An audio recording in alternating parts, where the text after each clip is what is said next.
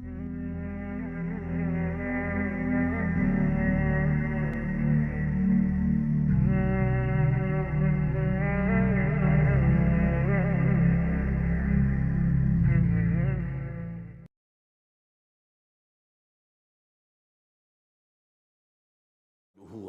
علی رسولہ الکریم اما بعد فقد قال اللہ تبارک و تعالی کما ورد فی سورۃ آل عمران اعوذ باللہ من الشیطان الرجیم بسم اللہ الرحمن الرحیم ان اول بیت وضع للناس للذی ببکۃ مبارکا وہدی للعالمین فیہ آیات بینات مقام ابراہیم ومن دخلہ کان آمنا وللہ علی الناس حج البیت من استطاع الیہ سبیلا ومن کفر فإن اللہ غنی عن العالمین وقال عز وجل كما ورد في سورة الحج وَلِكُلِّ أُمَّةٍ جَعَلْنَا مَنْسَكًا لِيَذْكُرُوا اسْمَ اللَّهِ عَلَى مَا رَزَقَهُم مِّن بَهِيمَةِ الْأَنْعَامِ فَإِلَٰهُكُمْ إِلَٰهٌ وَاحِدٌ فَلَهُ أَسْلِمُوا وَبَشِّرِ الْمُخْبِتِينَ الَّذِينَ إِذَا ذُكِرَ اللَّهُ وَجِلَتْ قُلُوبُهُمْ وَالصَّابِرِينَ عَلَى مَا أَصَابَهُمْ وَالْمُقِيمِي الصَّلَاةِ وَمِمَّا رَزَقْنَاهُمْ يُنْفِقُونَ والبدن جعلناها لكم من شعائر الله لكم فيها خير فاذكروا اسم الله عليها صواف فإذا وجبت جنوبها فكلوا منها وأطعموا القانع والمعتر كذلك سخرناها لكم لعلكم تشكرون لن ينال الله لحومها ولا دماؤها لن ينال الله لحومها ولا دماؤها ولكن يناله التقوى منكم كذلك سخرها لكم لتكبروا الله على ما هداكم وبشر المحسنين صدق الله العظيم رب اشرح لي صدري ويسر لي امري واحلل عقدة من لساني يفقهوا قولي اللهم ربنا الہمنا رشدنا واعذنا من شرور انفسنا اللهم ارنا الحق حقا وارزقنا اتباعه وارنا الباطل باطلا وارزقنا اجتنابه آمین یا رب العالمین۔ آج ذی الحجہ کی 3 تاریخ ہے، گویا کہ ٹھیک ایک ہفتے کے بعد عید الاضحیٰ آ رہی ہے۔ دیکھیے اسلام میں جو 4 عبادات فرض کی گئی ہیں، جو 4 ارکان ہیں، ایک رکن تو ہے جس کا تعلق ہے عقیدے سے، کلمہ شہادت، اور 4 ارکان وہ ہیں جن کا تعلق عبادات سے، نماز، روزہ، حج اور زکوٰۃ۔ ان میں ایک عجیب قسم کی تقسیم ہے، مثلاً 1 2 جمع 2 کی تقسیم بنتی ہے۔ 2 عبادات ان میں سے وہ ہیں جو ہر مسلمان پر فرض ہے، امیر ہو، غریب ہو، مرد ہو، عورت ہو، ہر ایک پر فرض ہے، نماز اور روزہ، یہ دونوں چیزیں ہر ایک پر فرض ہیں۔ لیکن 2 وہ ہیں کہ جو صرف صاحب استطاعت لوگوں پر فرض ہیں، وہ عام نہیں ہیں۔ جو صاحب نصاب ہیں ان پر زکوٰۃ ہے، جو صاحب استطاعت ہیں، حج کرنے کی استطاعت رکھتے ہیں، ان پر حج ہے۔ اس میں 2 جمع 2 کی ایک تقسیم اور آتی ہے، ایک اور اعتبار سے۔ قرآن میں زیادہ ایمفیسس 2 عبادات پر ہے، نماز اور زکوٰۃ۔ اقیموا الصلاۃ وآتوا الزکاۃ، اقیموا الصلاۃ وآتوا الزکاۃ، اقیموا الصلاۃ وآتوا الزکاۃ، یقیمون الصلاۃ ویؤتون الزکاۃ۔ یہ گویا کہ بندھا ہوا ہے ایک جوڑا، جبکہ یہ صورتحال جو ہے روزے کی بھی نہیں ہے اور حج کی بھی نہیں ہے۔ صلاۃ اور زکوٰۃ کا حکم بے شمار مرتبہ قرآن میں آیا، اور روزے کے سارے احکام ایک مقام پر سورہ بقرہ کے 23 رکوع کی 6 آیات میں سب کا سب بیان ہوئی۔ باقی تو بعض جگہوں پر اس کا صرف اس اعتبار سے تذکرہ ہے کہ اگر کوئی کفارہ ادا کرنا ہے اس کے لیے اتنے روزے رکھ لو، ورنہ یہ ہے کہ روزے کا اپنی جگہ پر مستقل بذات جو ہے وہ ذکر یا حکم موجود نہیں۔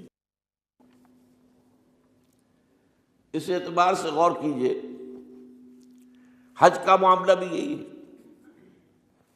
وہ ایک تو یہ کہ سورہ آل عمران میں اس کی فرضیت کا ذکر آیا، وہ میں نے آیات آپ کو پڑھ کر سنائی ہیں، 2 آیات، ان پر ابھی گفتگو کریں گے۔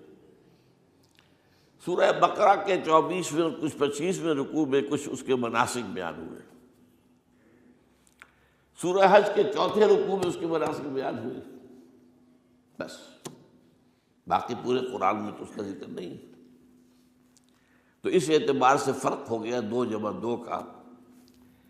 لیکن یہ جو جن کی اہمیت اس اعتبار سے کم ہو گئی ہے، اللہ تعالیٰ کی عجیب حکمت نظر آئی کہ ہماری جو 2 عیدیں ہیں وہ ان 2 عبادات کے ساتھ منسلک کر دی گئی۔ روزوں کے اختتام پر عید الفطر، حج کے ساتھ عید الاضحیٰ۔ تو گویا کہ ان 2 عبادات کی اہمیت میں اگر کسی درجے میں کوئی کمی محسوس ہوتی ہے قرآن مجید کے بیان کے حوالے سے، تو اس کی تلافی اس سے ہو جاتی ہے کہ عیدین ہماری 2 ہی عیدیں ہیں، 2 ہی تہوار ہیں، اور وہ ان 2 عبادات کے ساتھ جوڑ دیے گئے۔ اب آخری بات سمجھیے، 3 جمع 1 کی بھی ایک تفریق ہے۔ 3 عبادات وہ ہیں جو مؤقت ہیں صرف، یعنی معلق بالزمان، ان کا تعلق وقت کے ساتھ ہے، یہ نہیں ہے کہ کسی خاص جگہ سے متعلق ہے۔ نماز ہر جگہ فرض ہے، ہاں البتہ اس کا وقت آئے گا، اگر سورج جو ہے نصف النہار سے ڈھلکے گا تو ظہر کا وقت ہوگا، اگر کسی وجہ سے اللہ تعالیٰ کی حکمت ہو کہ سورج وہیں کا وہیں کھڑا رہ جائے تو ظہر کا وقت آئے گا ہی نہیں، ظہر فرض ہوگی ہی نہیں۔ مغرب اسی وقت فرض ہوگی جب کہ سورج غروب ہو جائے، اگر کسی وجہ سے سورج غروب نہ ہو، اور کیا پتہ یہ ساری باتیں جو ہے قیامت کا جو زلزلہ آنے والا ہے اس میں یہ ساری ہی باتیں ہونے والی ہیں، سورج مغرب سے طلوع ہوگا یہ تو وضاحت کے ساتھ کہا گیا ہے، تو مغرب کا وقت نہیں آئے گا۔ اسی طریقے سے رمضان کا مہینہ آئے گا تو روزے فرض ہوں گے۔ اس حوالے سے یہ زمانے کا تعلق تو ہے لیکن کسی مکان سے کوئی تعلق نہیں۔ حج وہ ہے جس کے تقریباً تمام مناسک جو ہیں وہ ایک خاص مقام پر ادا ہوتے ہیں۔ آپ سفر کر کے جائیے، مکہ مکرمہ جائیے، اللہ کے گھر کا طواف کیجیے، پھر وہاں سے جو بھی روانگی ہوتی ہے یوم الترویہ 8 ذی الحجہ کو نکلیے اور جا کر منا میں قیام کیجیے 1 رات، پھر 9 کی صبح کو نکلیں عرفات جائیے، عرفات میں شام تک قیام رہے گا، لیکن مغرب کی نماز کے وقت کے بعد وہاں سے نکلیں گے، مغرب وہاں پڑھیں گے نہیں، وہ جا کر مزدلفہ میں پڑھی جائے گی عشاء کے ساتھ ملا کر، چاہے کتنی دیر ہو جائے۔ بہرحال یہ ساری چیزیں ایک خاص مقام کے ساتھ ہیں، منسلک ہیں، ہر جگہ پر یہ ادا نہیں ہو سکتا۔ اب اس میں دیکھیے حکمت نظر آ رہی ہے، چونکہ حج جو ہے ایک خاص جگہ پر ایک خاص مقام سے وابستہ ہے، اس کے ساتھ جو عید الاضحیٰ وابستہ کی گئی ہے، یہ گویا کہ حج ہی کے ایک رکن کو پھیلا دیا گیا ہے۔ قربانی جو مناسک حج میں بڑی اہمیت کی حامل ہے، اسے عام کر دیا گیا۔ تم مدینہ مکے تو نہیں پہنچ سکے ہو لیکن یہاں پر قربانی کے اندر تو شریک ہو جاؤ۔ اور بعض مشابہتیں اور بتائی گئی ہیں کہ ذی الحجہ کا چاند طلوع ہو جائے تو اس کے بعد حجامت نہ کراؤ، ناخن نہ کاٹو، وہ جو کچھ بھی آپ کو معلوم ہے احرام کی کچھ پابندیاں ہوتی ہیں، ایک مشابہت کسی درجے میں، ٹھیک ہے ہم وہاں نہیں ہیں لیکن ان کے ساتھ ایک مشابہت پیدا ہو رہی ہے۔ تو قربانی در حقیقت جو ہے عید الاضحیٰ وہ گویا کہ ایکسٹینشن ہے حج کی، کہ تمام عالم اسلام کے اندر جو ہے تمام مسلمان جہاں بھی کہیں ہیں وہ حج کے اس ایک منسک کے اندر شریک ہو جاتے ہیں۔ تو یہ میں نے چند باتیں تمہیداً عرض کی ہیں ان عبادات اربعہ کے بارے میں، ان کی جو ریلیٹیو حیثیت ہے ہمارے دین میں، اب آئیے حج کا معاملہ کیا ہے، وہ پورا ایک خاص علاقے سے متعلق ہے اور ایک خاص شخصیت سے متعلق ہے، یہ بھی نوٹ کر لیجیے۔ چنانچہ جو آیات میں نے آپ کو سنائی حج کے بارے میں، ان اول بیت وضع للناس للذی ببکۃ مبارکا وہدی للعالمین، یقیناً پہلا گھر جو بنایا گیا لوگوں کے لیے، یعنی اللہ کی عبادت کے لیے، کہ لوگ وہاں جمع ہوں اللہ کی عبادت کے لیے، وہ ہے جو بکہ میں ہے۔ بکہ اور مکہ یہ ایک ہی لفظ ہے، تورات میں بکہ کا لفظ آیا ہے، قرآن مجید میں مکہ۔ یہ تھوڑا فرق جو ہے یہ تلفظ کا ہو جایا کرتا ہے مختلف زبانوں کے اندر، جیسا کہ آپ کو معلوم ہوگا کہ آج کل جو عرب کے لوگ ہیں وہ قاف کو گاف پڑھتے ہیں، گل، گم، قم کی بجائے گم، قل کی بجائے گل، اقول لک اقول لک، وہ گاف۔ تو یہ جو ہے فرق ہو جاتا ہے۔ تو بکہ، وادی بکہ، یہ ہے در حقیقت مکہ مکرمہ۔ تو پہلا گھر جو بنایا گیا ہے، اور اس کے بارے میں جو یہ عام طور پر مشہور ہے کہ اس کے معمار حضرت ابراہیم ہیں، یہ بات صحیح نہیں ہے۔ اس کے معمار اول حضرت آدم علیہ السلام خود ہے۔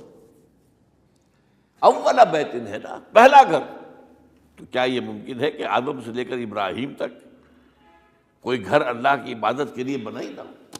تو ناممکنات میں سے اولا بیت میں خود دلیل موجود ہے۔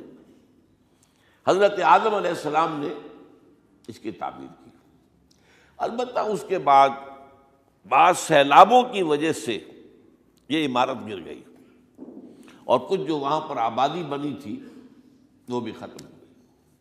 تو ایسے آتے ہیں، آپ کو معلوم ہے کہ یمن میں جب ان کا ایک بند ٹوٹا تھا بہت بڑا، سد معارم، تو پھر وہاں جو اتنی خوشحالی تھی اور جو وہاں پر جو باغات تھے اور جو کھیتیاں سب برباد ہو گئی، اور وہاں سے لوگ جو ہے نقل مکانی کرنے پر مجبور ہو گئے۔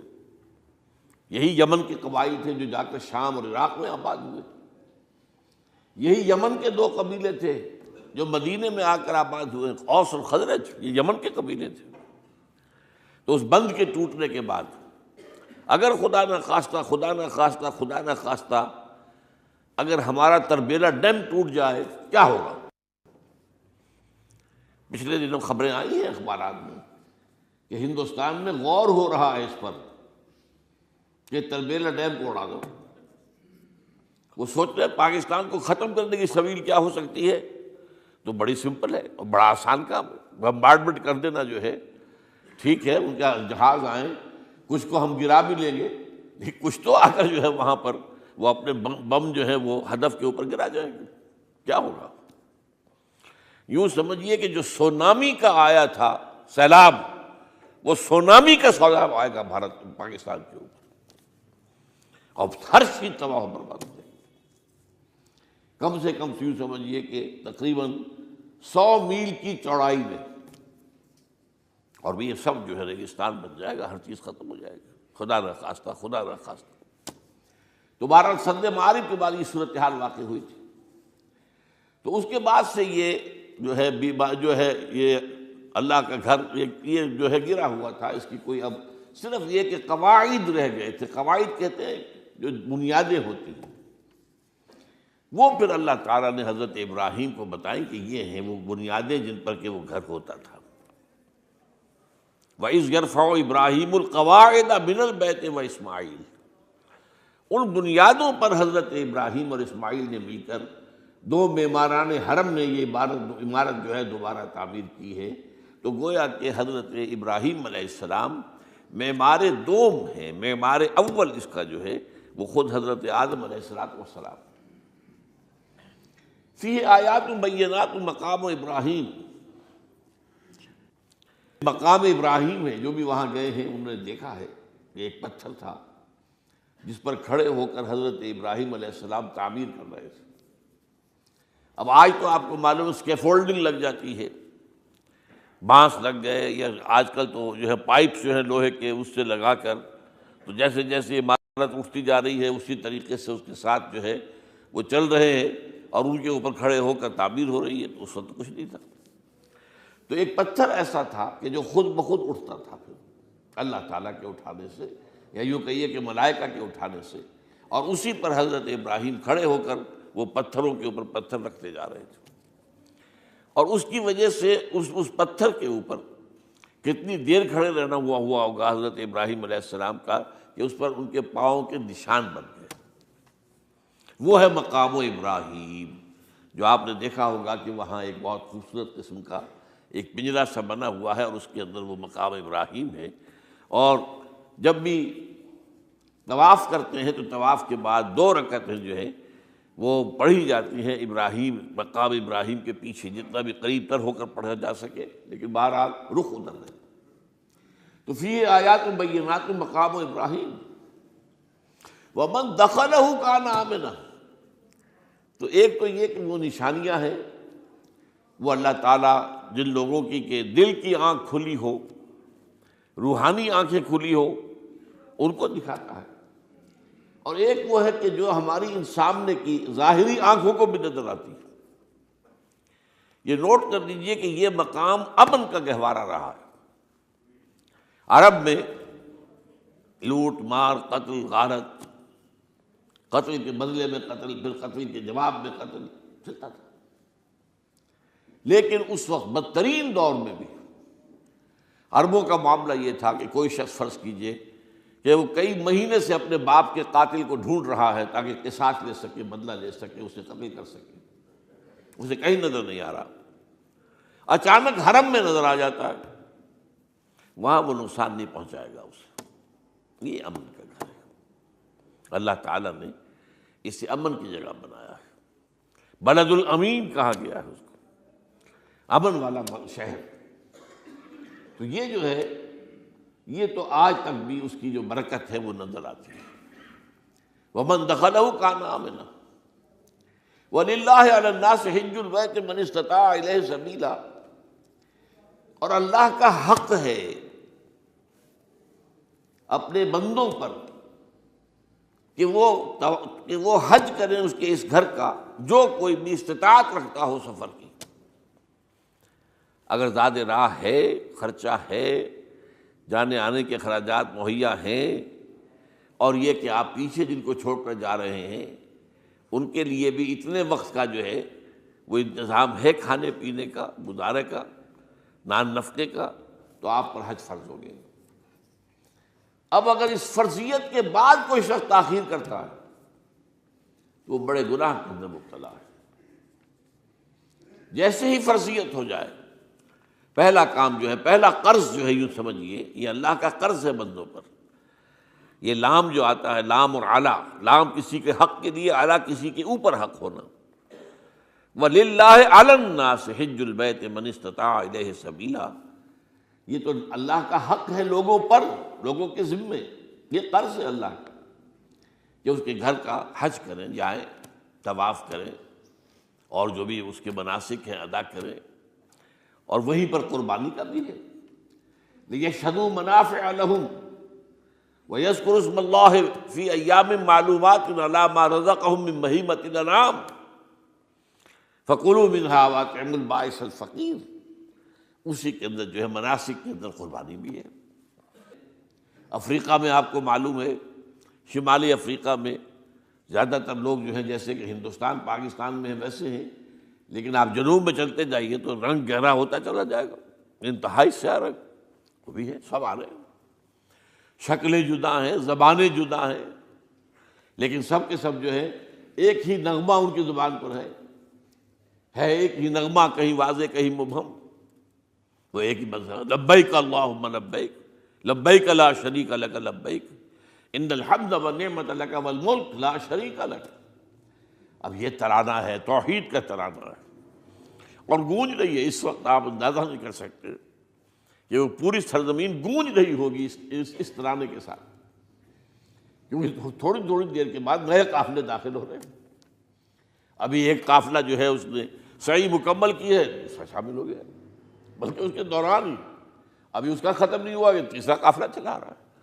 وہ تو یہاں تو ظاہر بات ہے کہ میں نے چونکہ ایک نقشہ اپنی نگاہوں سے دیکھا ہے مدینہ منورہ سے اور مکہ مکرمہ جاتے ہوئے رات کے وقت، کہ کہیں جو ہے وہ روشنیوں کی وہ قطار ٹوٹتی ہی نہیں تھی، مسلسل معلوم ہوتا ہے کہ سڑک کے اوپر گاڑی ہے، مسلسل، کہیں اس کے اندر وقفہ ہی نہیں۔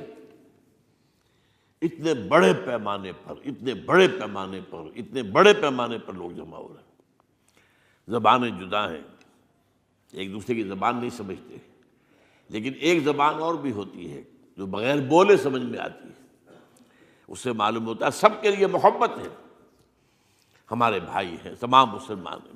بعض کے اندر یہ محبت کا جذبہ زیادہ ہے۔ ترکوں میں انڈو پاکستان کے لوگوں کے لیے بہت محبت ہے۔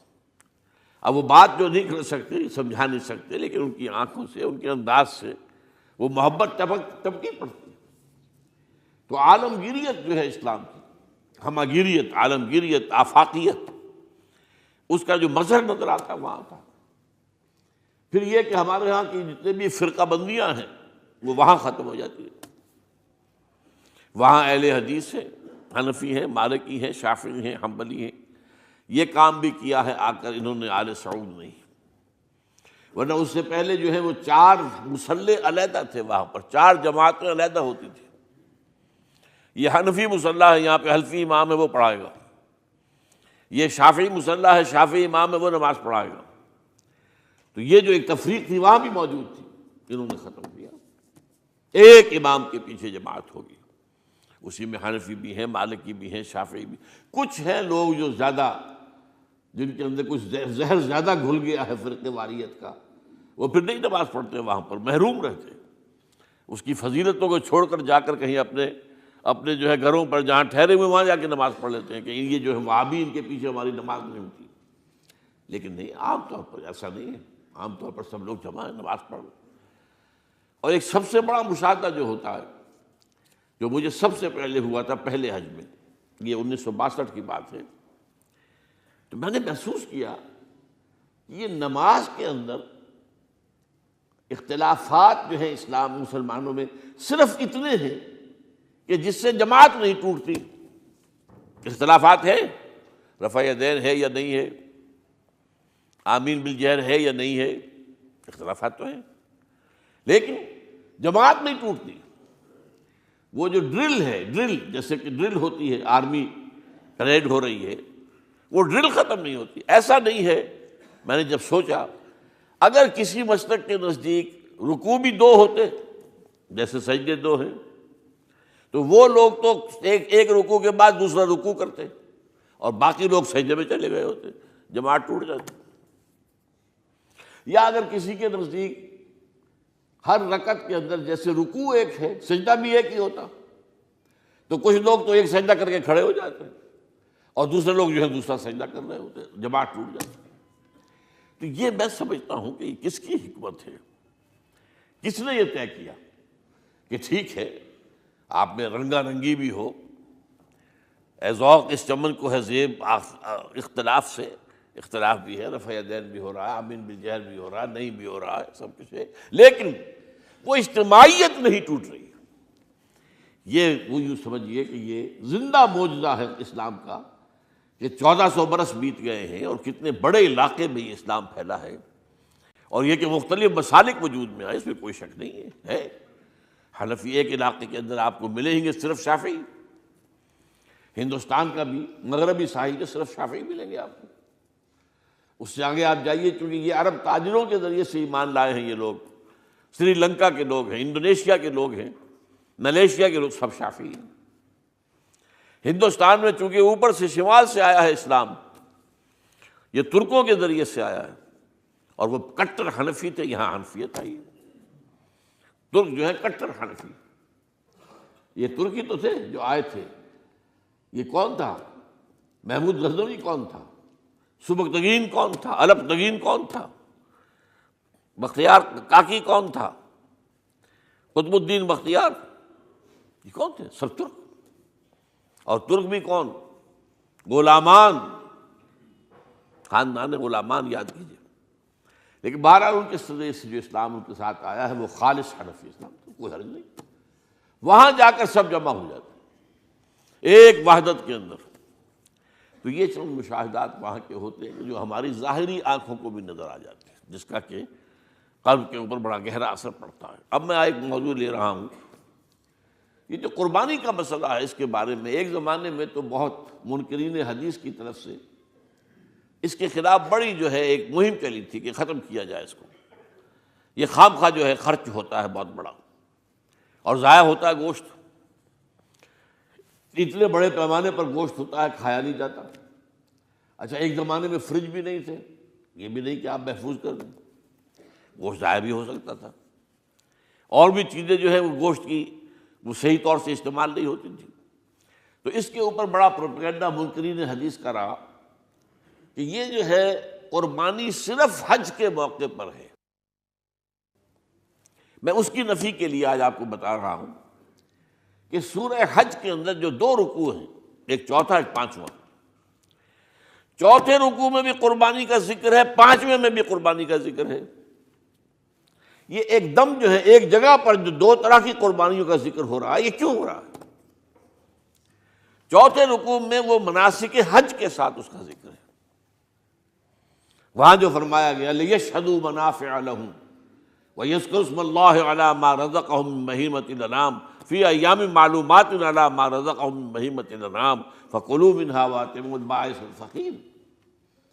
وہاں پہ قربانیاں دو، پھر اللہ کا نام لو، ان جانوروں پر جو اللہ نے تمہیں عطا کیے ہیں ان جو معین دنوں کے اندر دو، فی ایام معلومات، اور پھر اس میں سے خود بھی کھاؤ، اور جو ہے جو جیسے صدقہ کا گوشت ہوتا ہے وہ نہیں ہے، وہ قربانی کا گوشت ہے، اس میں سے آپ خود بھی کھائیں اور غرباء کو کھلائیں، غریبوں کو دیں، مساکین کو دیں۔ تو یہ پورا حکم آ چکا چوتھے رکوع کے اندر۔ پانچواں رکوع پورا کا پورا جو ہے وہ عید الاضحیٰ پر ہے میرے نزدیک۔ یہی حکمت صوم کے بارے میں ہے کہ وہاں جب ایک حکم تکرار کر کے آیا کہ پہلے فرما دیا گیا فَمَنْ كَانَ مِنْكُمْ مَرِيضًا أَوْ عَلَىٰ سَفَرٍ فَعِدَّةٌ مِّنْ أَيَّامٍ أُخَرَ، اگر بیمار ہو کوئی اور یہ یا کہ سفر پر ہو تو وہ تعداد دوسرے دنوں میں پوری کرے۔ پھر کیا وجہ دوبارہ آ رہا ہے؟ شہر رمضان الذی انزل فیہ القرآن ھدی للناس وبینات من الھدی والفرقان فمن شہد منکم الشہر فلیصمہ ومن کان مریضا او علی سفر فعدۃ من ایام اخر۔ کیوں؟ یہ تو ادبی اعتبار سے یہ کلام کا عیب شمار ہوتا ہے، تکرار بلا کسی سبب کے، نہیں سبب کے بغیر نہیں ہے۔ وہاں کیا تھا؟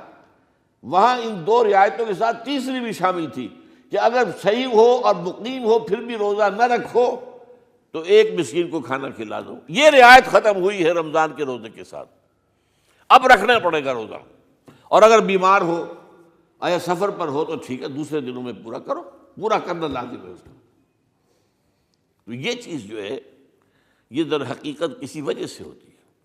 بالکل یہی بات ہے سورہ حج کے چوتھے رکوع کے اندر، وہ جو قربانی ہے حج کے ساتھ اس کا ذکر آ چکا۔ اب سنیے یہ جو آ رہا ہے، فرمایا وَلِكُلِّ أُمَّةٍ جَعَلْنَا مَنْسَكًا، ہر امت پر ہم نے ایک جو ہے قربانی کا معاملہ نازل وہ جو ہے فرض کیا ہے۔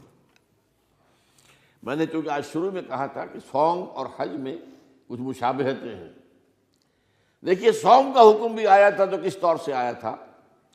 یا ایھا الذین آمنوا کتب علیکم الصیام کما کتب علی الذین من قبلکم لعلکم تتقون، اہل ایمان تم پر روزہ رکھنا فرض کیا گیا جیسے کہ فرض کیا گیا تھا ان پر جو تم سے پہلے تھے۔ یہاں پر اسی حوالے سے بات ہو رہی ہے کہ اے مسلمانوں یہ قربانی صرف تم پر فرض نہیں کی جا رہی، یہ تو ہر امت پر، ہر نبی ہر رسول کی امت۔ وَلِكُلِّ أُمَّةٍ جَعَلْنَا مَنْسَكًا لِيَذْكُرُوا اسْمَ اللَّهِ عَلَيْهَا، تاکہ وہ نام لیں اللہ کا، عَلَىٰ مَا رَزَقَهُم مِّن بَهِیمَةِ الْأَنْعَامِ، جو کچھ اللہ تعالیٰ نے انہیں رزق دیا ہے۔ یہ چوپائے جو ہیں حیوانات قسم کے، ان پر اللہ کا نام لے کر چھری پھیری جائے، اللہ کے نام سے ان کو ذبح کیا جائے۔ فَإِلَٰهُكُمْ إِلَٰهٌ وَاحِدٌ فَلَهُ أَسْلِمُوا، تو یہ جان لو کہ اس قربانی کی اصل روح کیا ہے؟ وہ یہ ہے کہ اللہ تمہارا ایک